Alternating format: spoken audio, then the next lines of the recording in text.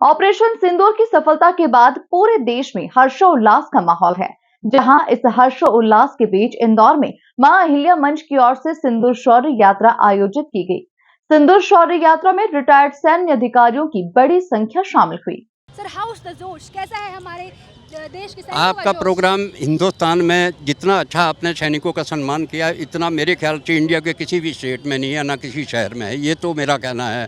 मैं 40 वर्ष से यहाँ हूँ और बीएसएफ CSWT में रहा। मैं नेशनल लेवल का शूटर भी रहा। मैं इंडिया लेवल का इंस्ट्रक्टर भी रहा। वेपन की ट्रेनिंग और लड़ाई के माहिर थे। महारत सिखाने के लिए हथियारों के और टैक्टिक्स और मैप रीडिंग के बारे में एक एक इंच जगह का हमें पता था। और मैं पाकिस्तान जाके मिंट कुमरी से रातों रात एक इंस्पेक्टर मेरे साथ था और मैं बेगम बन के गया था, आपकी जान के लिए। और 20 वर्ष की आयु में जो आदमी वॉलंटियर होकर पाकिस्तान जा सकता है, तो हमने लड़ाई में तो कभी हमें अब डर लगता है, पहले नहीं लगता था। मैं 20 वर्ष की उम्र में मैंने लड़ाई लड़ी है। और उसके बाद 99 में मैंने श्री कर्णपुर में गोली चलाई थी, 4 पाकिस्तानियों को मारा था, क्योंकि वो हमारे नज़दीक वहाँ पे पोस्ट बना रहे थे। तो पोस्ट बनाने के चक्कर में हमारे पीछे से आदेश नहीं आया, क्योंकि गवर्नमेंट आप जानते हैं कौन सी थी।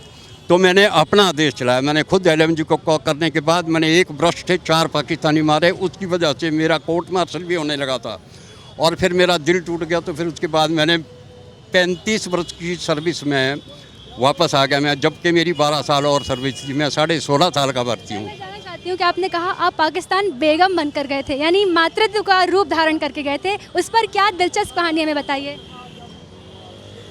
मैं सुना नहीं फिर भी। आप बेगम बन के गए थे जिस प्रकार से पाकिस्तान, तो मातृत्व की शक्ति आप दिखाई एक खुफिया एजेंसी के साथ हमारे साथ पाकिस्तानी भी था, जो आपस में आदान प्रदान करते हैं।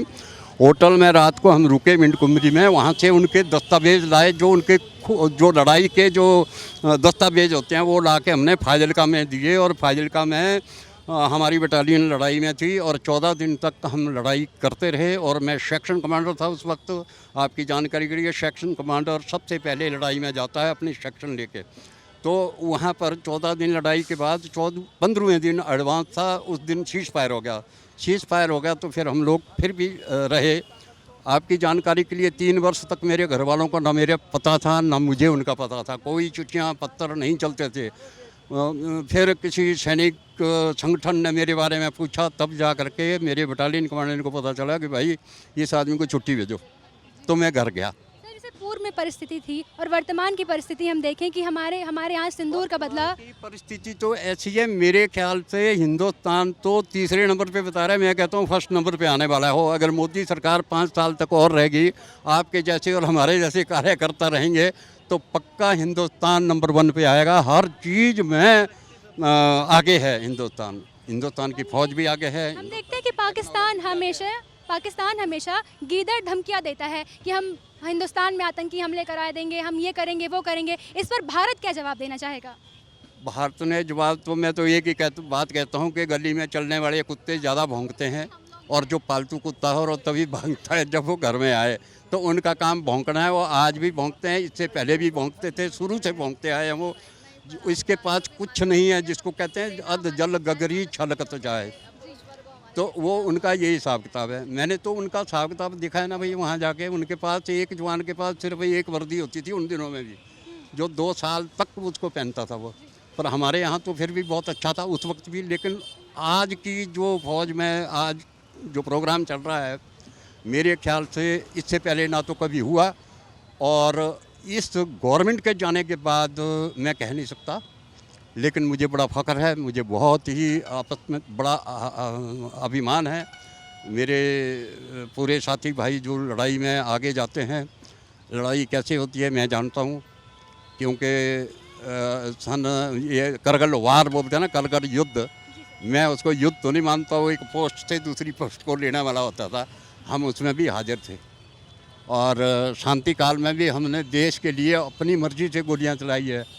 इतना स्ट्रॉन्ग कमांडर, इतना आत्म स्वाभिमानी आदमी, मैं अपनी बड़ाई तो नहीं करना चाहूँगा, लेकिन कोई आदमी इतना रिस्क नहीं ले सकता अपनी नौकरी को दाव में लगाए और कमांडेंट का हुक्म न मानते हुए गोली चला दे। वो मैं आदमी हूँ जिसने कर्णपुर में 99 में गोली चलाई थी और पूरा बॉर्डर स्टैंड हो गया था। कितना फक्र है आपको हमारे देश की बेटियों पे? कितना फ़क्र है आज आपको। दो मेरी भी पोतियां हैं, दो मेरी बेटियां हैं। बेटियों को तो मैं भगवती माँ मानता हूँ और उनके पैर छूता हूँ और ये नारी शक्ति जिंदाबाद बोलता हूँ। डेली मेरा यही प्रोग्राम रहता है, मैं पूजा करता हूँ नारी शक्ति को। जब तक मैं प्रसाद नहीं देता तब तक मुझे चैन नहीं आता।